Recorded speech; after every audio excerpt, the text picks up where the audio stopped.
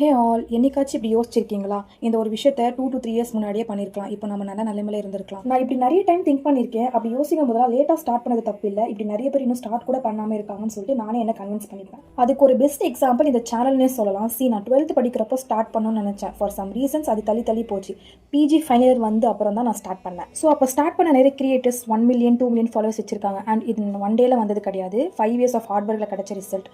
அது இவங்க ஒரு 10% வச்சுக்கலாம். What about remaining 90%? ஃபாலோவர்ஸ் வந்திருக்காது, வியூவர்ஸ் போயிருக்காது, டவுன் ஆகியிருப்பாங்க. Okay, what if I start 5 years before? Channel growth ஆகிருக்குமான்னு கேட்டால் அது எனக்கு தெரியாது. கண்டிப்பாக நான் வெக்ஸ் ஆகியிருப்பேன். இப்போ இருக்கிற மென்டாலிட்டி மெச்சூரிட்டி 12th ஸ்டாண்டர்டில் படிக்கிறப்ப இருந்திருக்குமான்னு கேட்டால் அதுவும் எனக்கு தெரியாது. So what I coming to say is, நான் பேசுகிறது வந்து 2 பேர் காது கொடுத்து கேட்க மாட்டாங்க. பட் இந்த சேனல் நான் ஓப்பன் பண்ணதுக்கப்புறம் நான் பேசுகிறது எல்லாமே வந்து பார்க்குறீங்க, வியூவர்ஸ் போது. I feel very proud. So இது பண்ணாலும் உங்களுக்கு பிடிச்சதா பண்ணுங்க. டோன்ட் பாதர் அபவுட் அதர்ஸ், உங்கள் பேரண்ட்ஸை தவிர. ஸோ இதை பற்றி நீங்கள் என்ன நினைக்கிறீங்க? Let me know in the comment. Bye.